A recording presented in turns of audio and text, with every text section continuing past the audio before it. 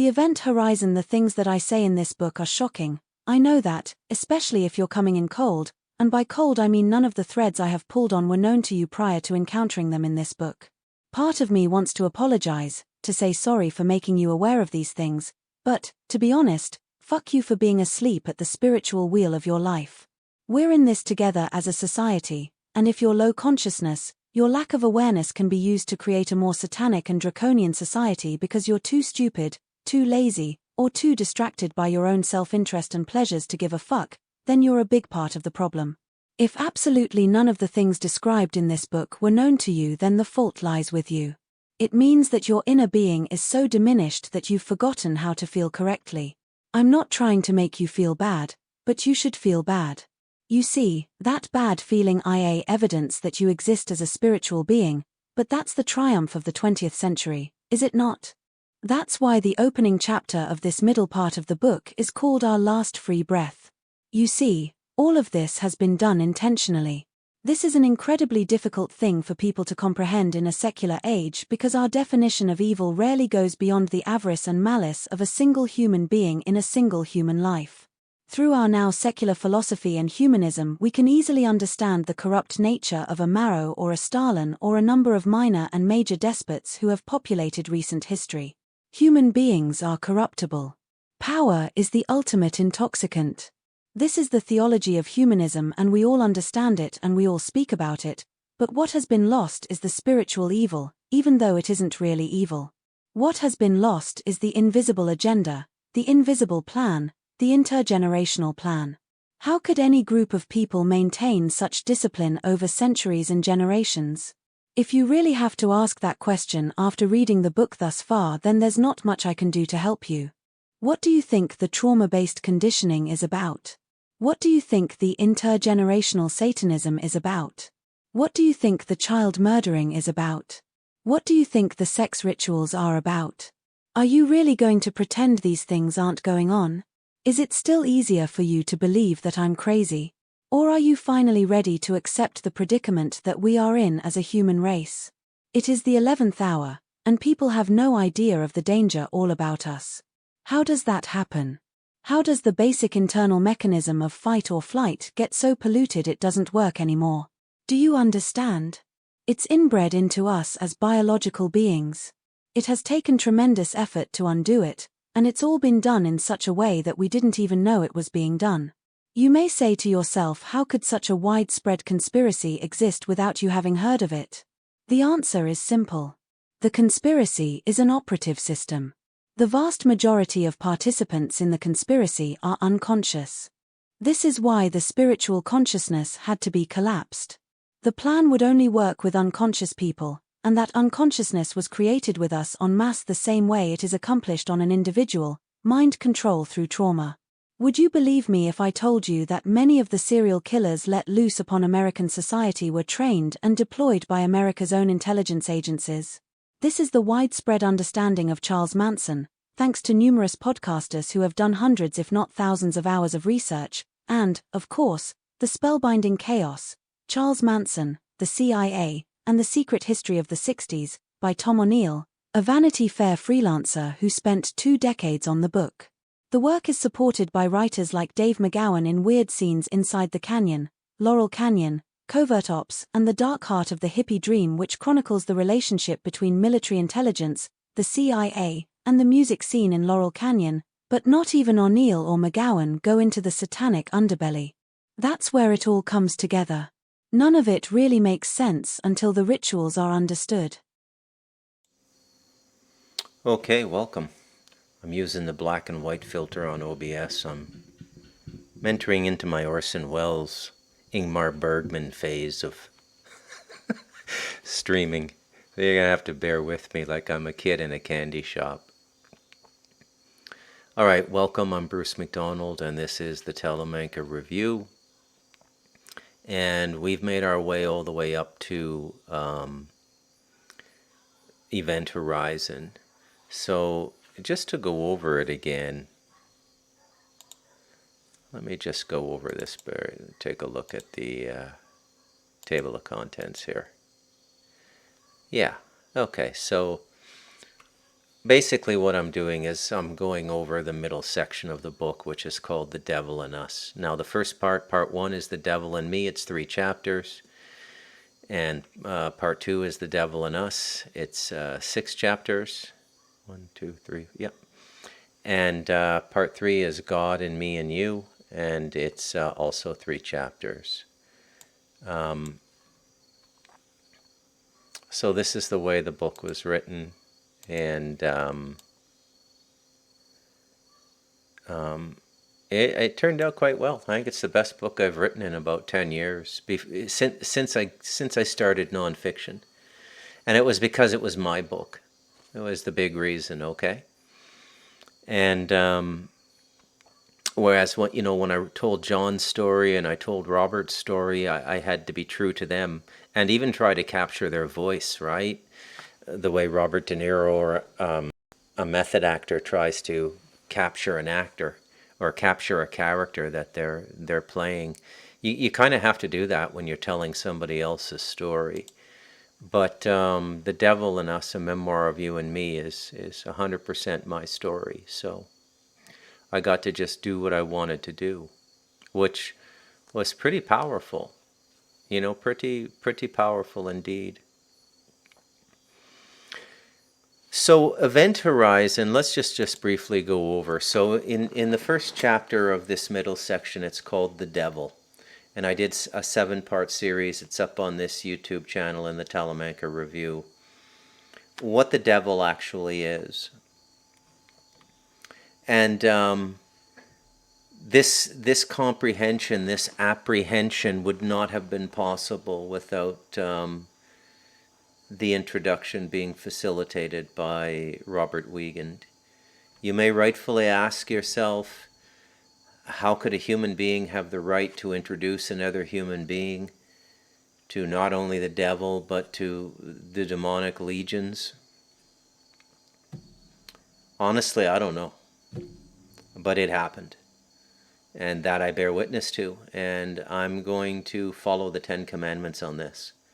I'm not going to bear false witness. It happened. So how do I know it happened? Well, a lot of what I ended up writing about in the book was sort of underwritten by nocturnal journeys in the dream state, and I was guided by something. I was literally going to these various places with demons. I never really saw the demons. The principal one that assisted me, I call him Creeper. He stood about 9 feet tall, had a chalk white face, kind of black eyeliner all around his eyes, and ruby red lipstick, wore a long black robe, and sort of floated rather than walked. And I met him when I first met him in the meditative space, he was in some like billionaire's penthouse or something. It just, I got the sense it was like New York or something like that, but I don't know, it could have been Paris, could have been anywhere, but really unusual place. Like the doors were about 12 feet high. Just not a place. And the decorations, I mean, it was beautiful. Like there was wood on the walls, and you just know it was like the finest wood known to man. Oak or something. But there wasn't a lot of anything what I would call contemporary. What I'm trying to say here is it's nothing my imagination or my unconscious could conjure. I was really there. And then I said, "Are you going to be the muse for the book?" And he said, "Yes." And I said, you're kind of freaky looking. You're not going to scare me." He said, "No, we really appreciate that you're doing this, that Robert made the introductions, and that this story is being told."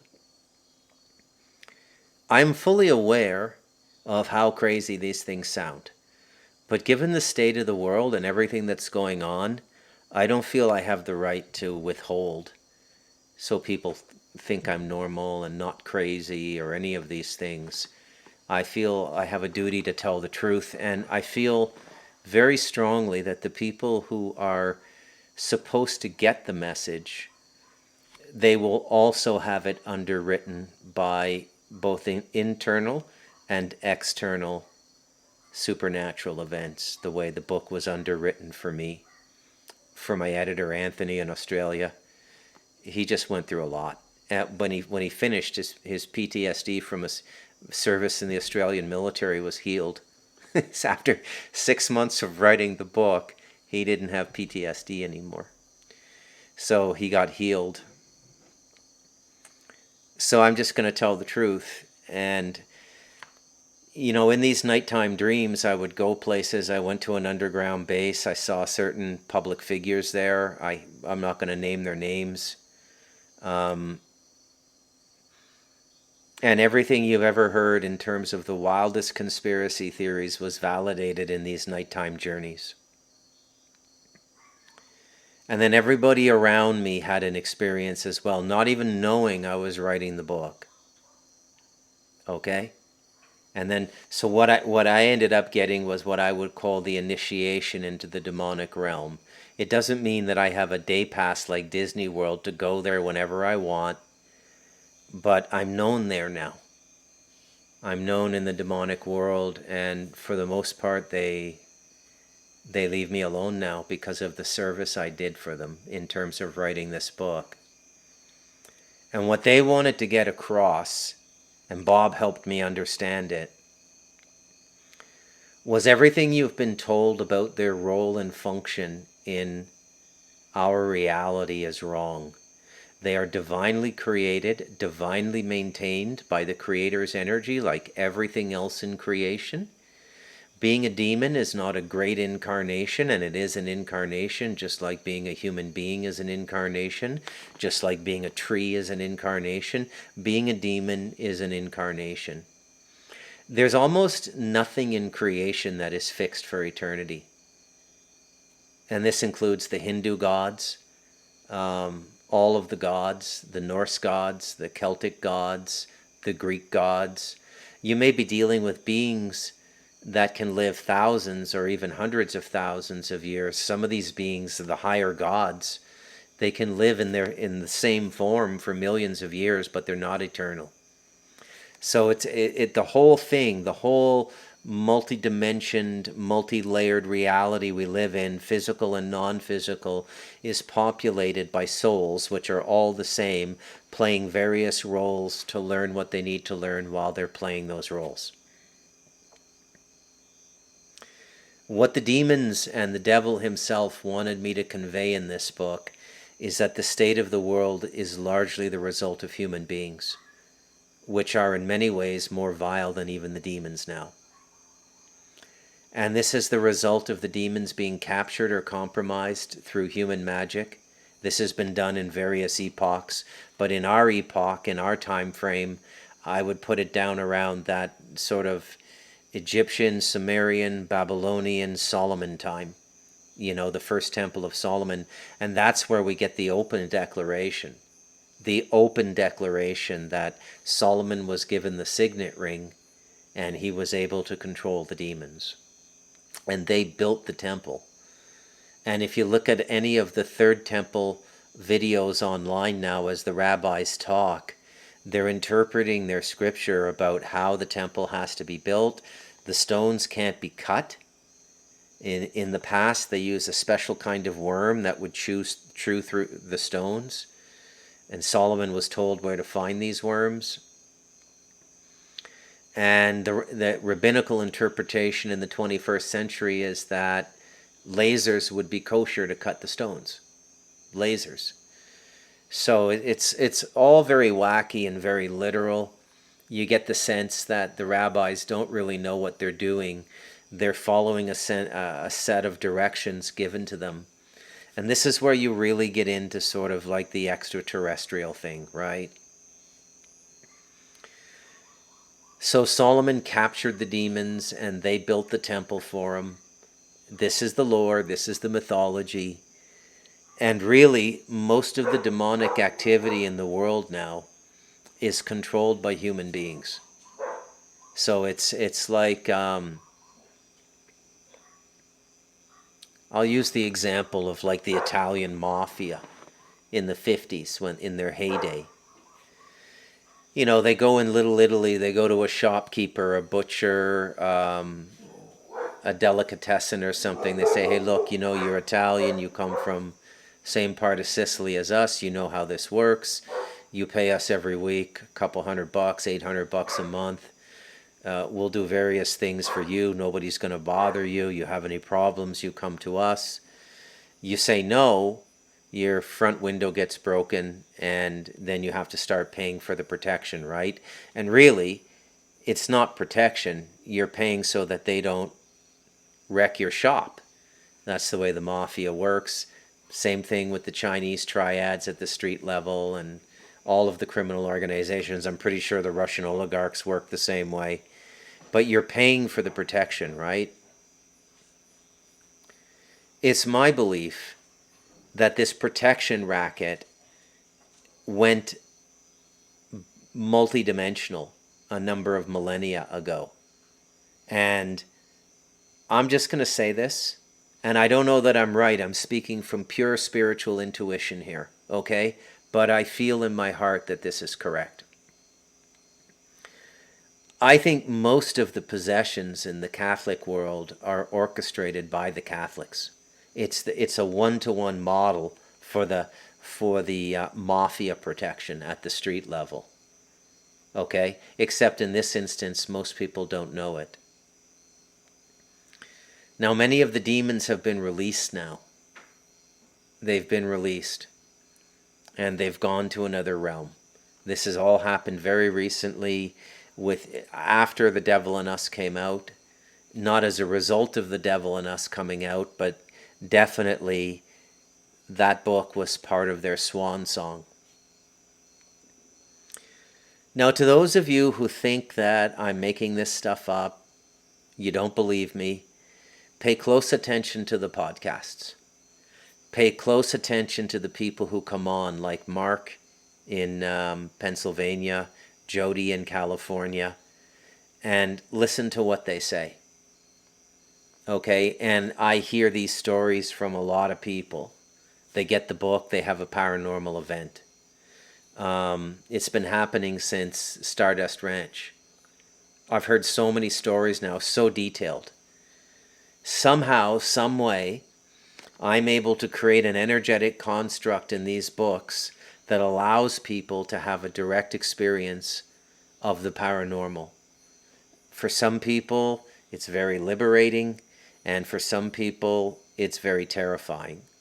Most of the people find it very terrifying. But the next day, they're glad they had it.